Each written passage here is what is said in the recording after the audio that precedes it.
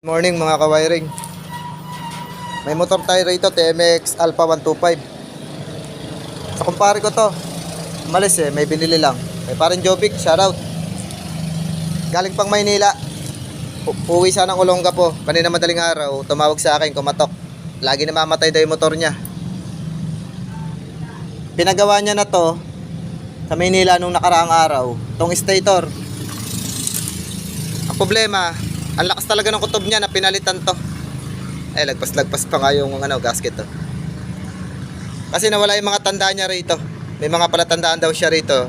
Nung kinabit, di niya na napansin. Ngayon na lang niya nakita. Kaya namamalya. Parang luma na yung stator Tsaka itong case, parang sinalpak na lang kasama na to. Nakabit na stator. Kasi dito pa lang sa ano niya, sa wiring niya ng stator, parang iba rin pansin ko, gaya nito. Ewan ko, hindi ako expert pero sa harmless niya, ito kulay orange parang medyo orange na tas dito pink na malambot, apakalambot nito. Ayan sobrang lambot. Tas yung dilaw niya, ayan, sa lightning coil niya, ayan dito parang medyo dilaw na dark yellow. Dito naman yellow, light, ayan Yung sa primary niya, ayan, yung red na may black, manipis, dito na matigas. Dito naman, ayan may pangalan pa yung niya. Tas malambot din yung pagkaka-black red niya. Ayan, tas may pangalan, parang iba na talaga. Iba na yung harness. Ibig sabihin, baka iba na rin yung stator sa loob, yung pinalit. Kaya parang naloko yung pare ko. Uwi na Olonga po, namamalya. Pag namatay, apakahirap ng paanda rin. Tapos ayaw umandar sa push start. Dito. Papakita ko sa inyo. Buhay na yan. Alalang ilaw dito kasi. Yan Ayaw magtuloy. Pero sa kick, umaandar naman. Pero pagka mainit daw, namamatay, ang hirap daw sipaan. Pag malamig, umaandar naman sa kick, walang problema. Medyo malamig pa to Ayan Pero dito sa push button talaga ayaw. Parang mahina na yung primary.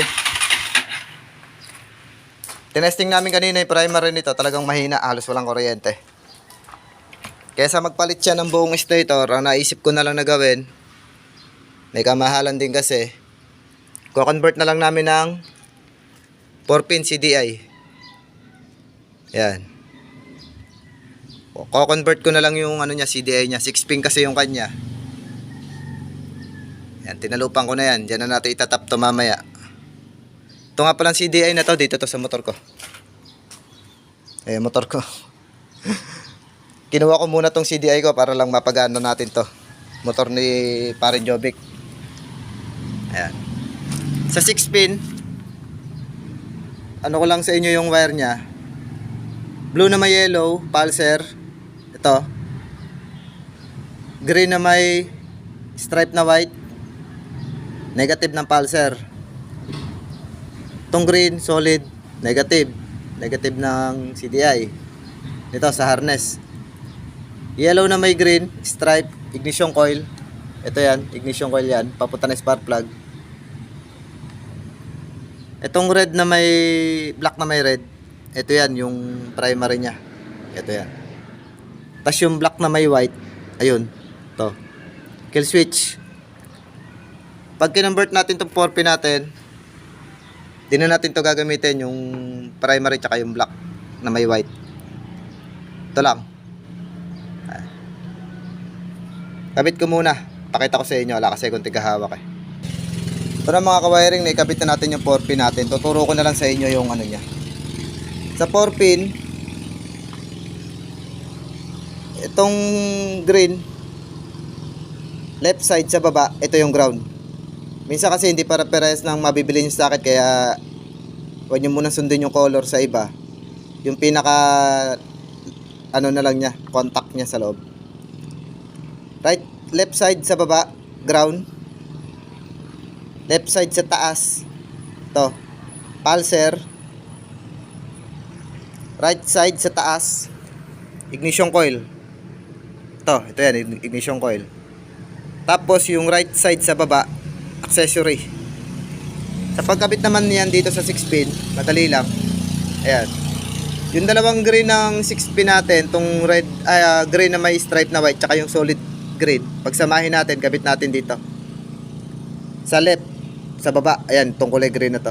Ayan ang ground. Blue na may stripe na yellow, yan ang pulser. Kabit naman natin siya dito. Left side sa taas, tong kulay blue na may white. Ito namang yellow na may stripe na green, ignition coil, right side sa taas. Ito. Yellow na may black naman dito sa akin yan. Tapos yung sa baba, accessory. Ang accessory naman ito, dudugtong na lang kayo ng wire. Kakabit nyo siya sa black wire ng motor. TMX Alpha 125. Black ang accessory niya, kaya dito ko siya tinap. Ayan. Black yan. Ayan. Diyan ko tinap yung sa CDI natin.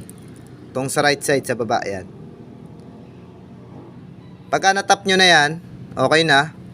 Yung sa primary niya dito, bubunutin nyo. Itong black na may red. Bunutin nyo yan. Ayan. Tapos itong dalawang tira, ala na to, di na to gagamitin. Tape na lang natin to. Ganito muna yung ginawa kong arrangement kasi bibili pa naman kami ng CDI na 4-pin. Ito, tinesting ko lang muna sa motor ko para mapagana muna natin. Ayan, start natin. Okay na yung connection.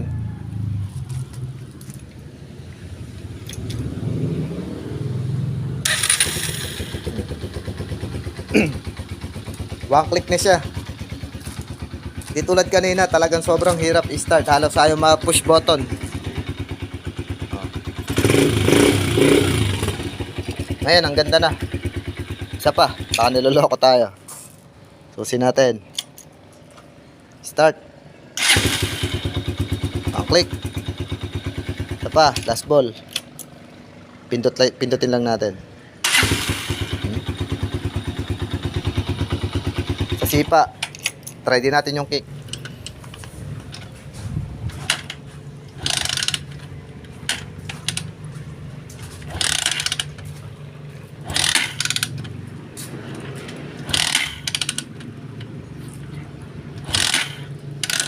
Wala palang susi. Hindi pala nakasusi. Namatay. Okay. Ito nga pala yung may-ari. Dumating na oh. Tatawag siya pala sa mga papsi natin dyan na magpapagawa sa mga shop. Huwag kayong basta-basta magtitiwala sa mga ibang gagawa. Tulad yan. Full sila ang sira. Pati stator, nasira na rin. Nadamay. Nadamay, buo yung stator niyan, pinalitan. Kaya kayo, pag magpapagawa kayo, bantayan nyo mayagi sa mga shop. Hindi nyo alam, pinapalitan yung mga pyesa. Kinahoy eh. Kinahoy. Kaya lahat ng tulad yung parang Danilo, ikakatiwalaan, tropa. Yan, narinig nyo naman, parang Jovic. Pinalitan yung buong stator. Kaya naloko yung motor niya, nagkaloko-loko. Imbis na bumili kami ng buong stator, kinonvert na lang namin siya ng 4-pin, battery operated na.